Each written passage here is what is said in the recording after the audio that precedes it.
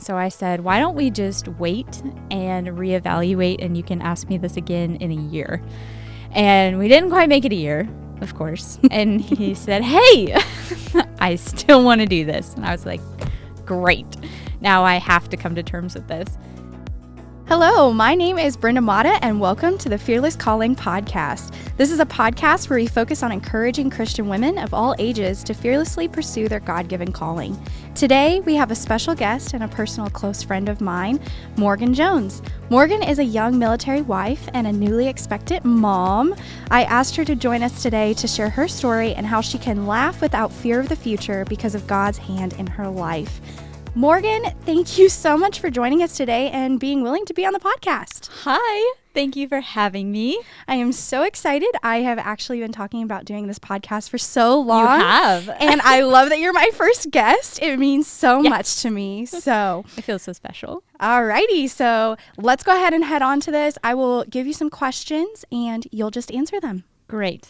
All right. So can you give me a bit of a background on you and your husband? Because I'm having you come on to specifically talk about being a military wife and how, that's kind of been for you.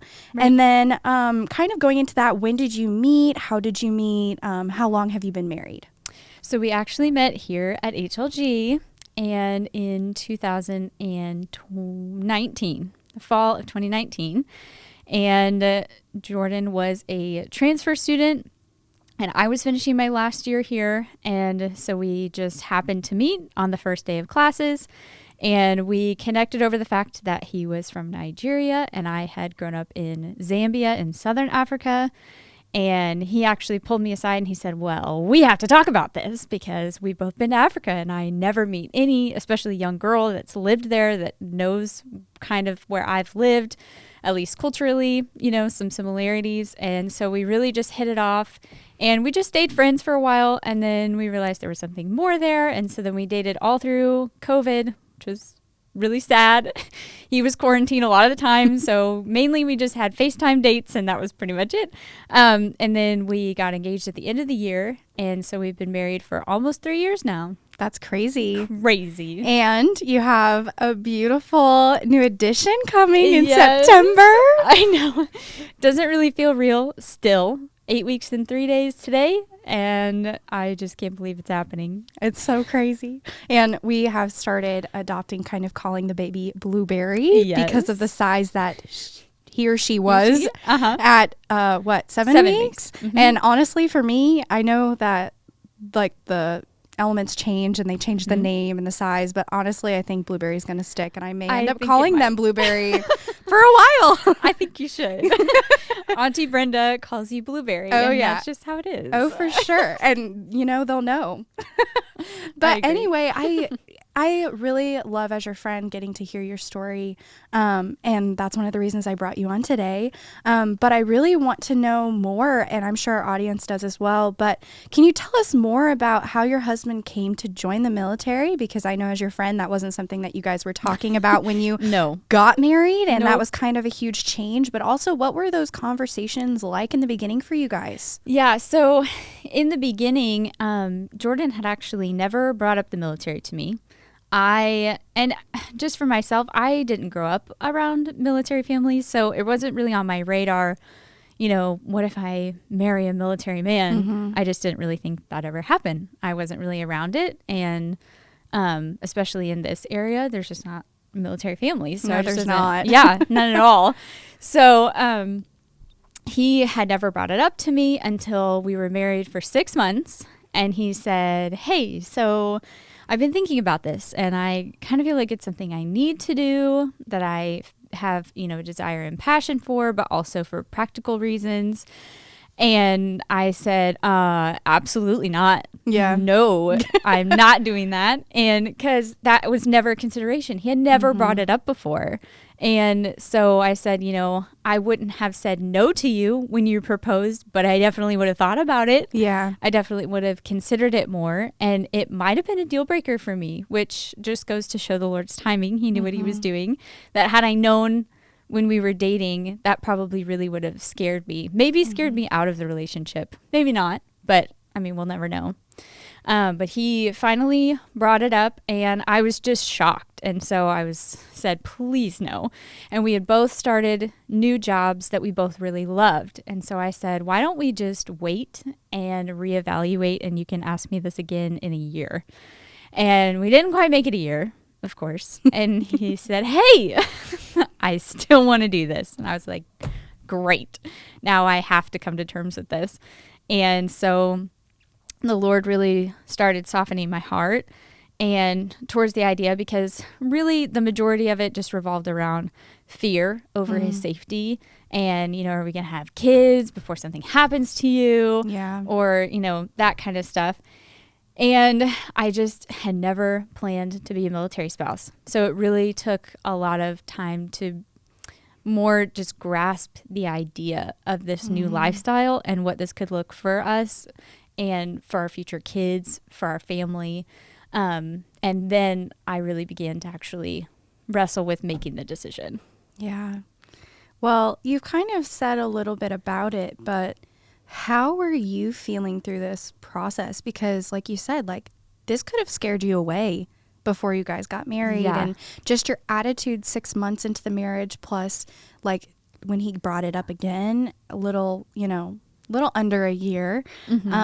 Like what were your thought processes when he brought it up again? Like, did you feel like the Lord was really working on your heart to prepare you for that later? Like, what changed your mind? Yeah, so there was actually a lot that went into changing my mind, and I really had to think before this about the main reasons so that I could be specific. And I, after several months, I thought I want to at least give this some consideration, because Jordan is so good at just working whatever job he needs to provide for his family, and he's not going to complain. And so I knew that if I said no, and I was pretty determined and set, that he wouldn't complain about it and he would stay here and do what he needed to do. But he was so passionate about this and kept bringing it up that I didn't want to be the reason of standing in the way of that, if that makes sense. And so I decided to start praying about it. And once it became, brought to my attention that it was more about being afraid of the future and about his safety, then I realized I needed to make the decision based on something else, because something can happen to him or any of us at any given time. Could die in a car wreck today, and we're not in control of that. And so definitely realizing that I needed to relinquish that control, because it's not mine anyways. It's the Lord's. And so just having to be completely and utterly dependent on him. So I definitely had to let go of that first. But I realized that, in this decision, the main reason that we needed to decide to do this was because of Jordan's citizenship issue, and that getting citizenship to the U.S. can take years and years of so much money. And so a big motivation was wanting to set us up for financial success and for just our future and for our kids, for traveling, for living, just all of these things. There were lots of practical reasons.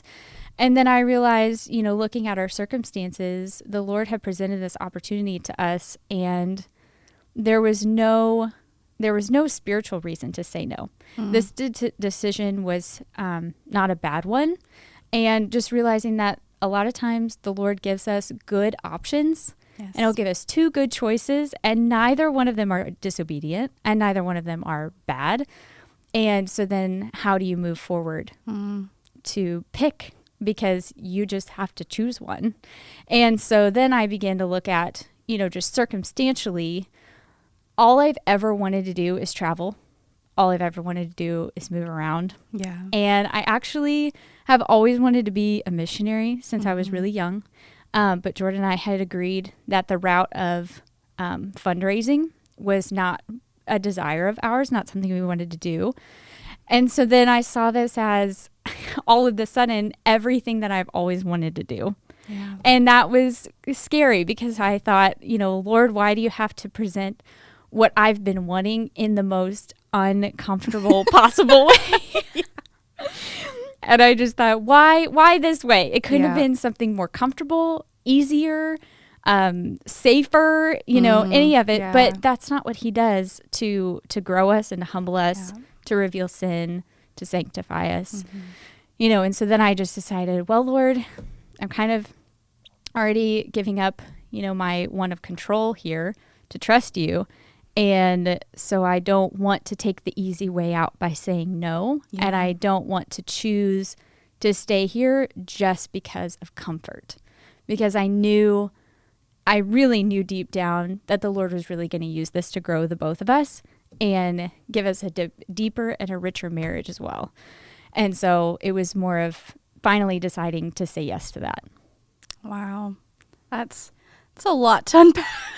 No kidding. And I'm sure so many more thoughts. Oh yeah. Well, and during this process, I'm sure it was humbling at times. Very. Like the Lord just kind of pulled that out of you of one, realizing where your fear was coming from. Mm-hmm. Like that can be humbling because then you're like, ooh, well, maybe that's not an accurate fear to have in this moment. Or, right. Because just the fact that you're like, well, we can die at any time. Like we don't have to be in the military for that to happen. Yeah, exactly. And it's also like bringing it to the forefront of your mind. Like you have to let go in this situation. Like you have to let go with the military. And like, as your friend, I've sat here and kind of watched you having to go through that letting go phase. And it has been really hard. Like just in us trying to make plans, but I know like for you being in that situation and not knowing when your husband's coming home, when you get to move, when you get to do this, when you get to do that. And it really is a completely hands-off experience. It really is. And it's crazy. Yeah. It puts living by faith in a whole new perspective. Yeah. Because, like I said earlier, being utterly dependent on God, but also on his timing. And like you said, we're moving in 4 weeks and we have no idea where we're going to live. Yeah. And there's just constant uncertainties where nothing is set in stone. Yeah. And it's just always uncertain. And so it's constantly having to trust him with the step that's in front of us because there's no possible way we could see anything past that step. Yeah. Like this is it. And so we just have to trust that he knows the rest of it and he's going to provide for us and show us the way as we go. Yeah. So since I know the story, but our audience doesn't, Yes. I kind of want you to share a little bit about how you've seen God put those markers or those steps in your way to show you that he's taking care of you. Because as I know, you guys were originally told you might go to Alaska and you guys were preparing for that. And then now they're saying North Carolina.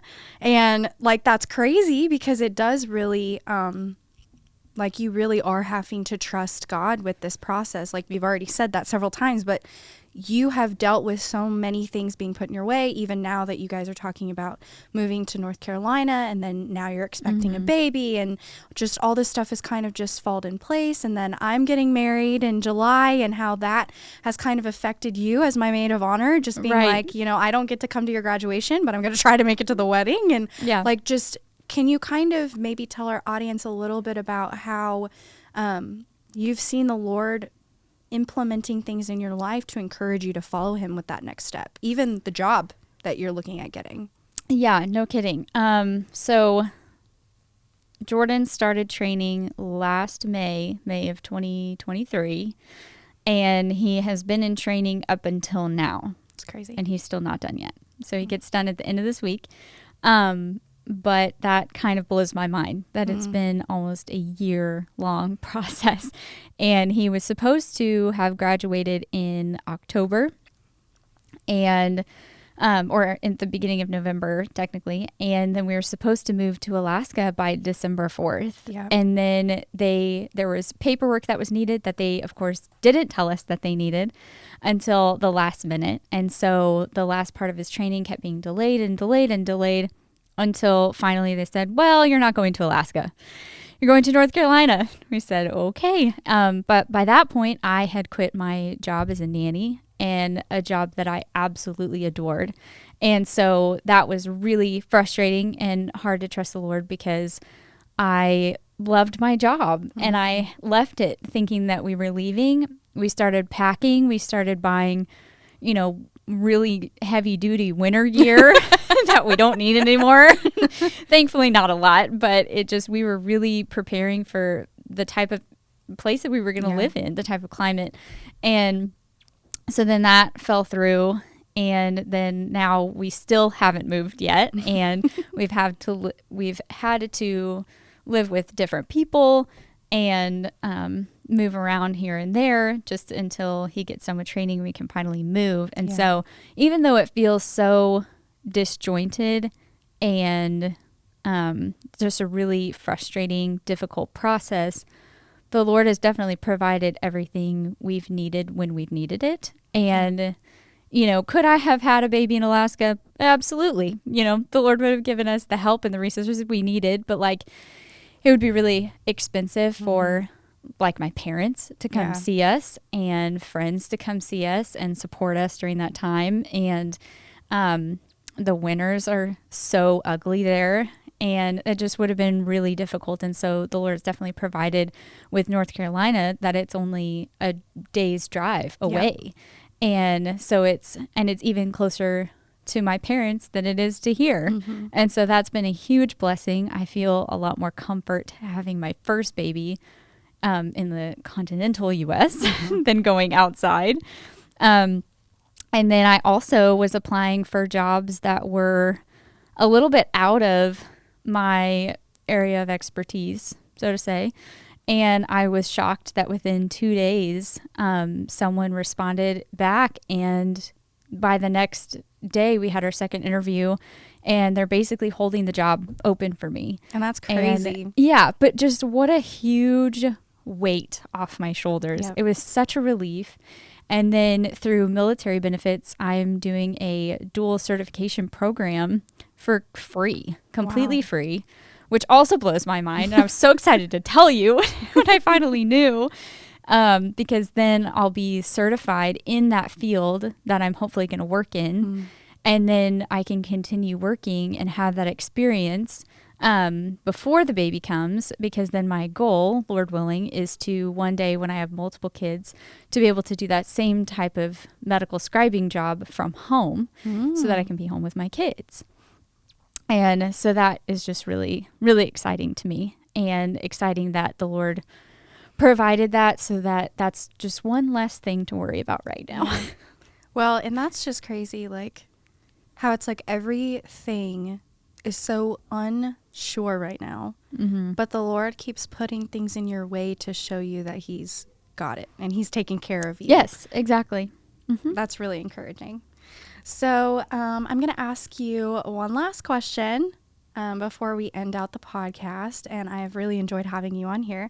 But how would you encourage someone going through a similar situation? Because I feel like there are a lot of military wives out there. You've got to, be a part of Facebook groups and kind of talk to ladies who are going through this or are pros at this.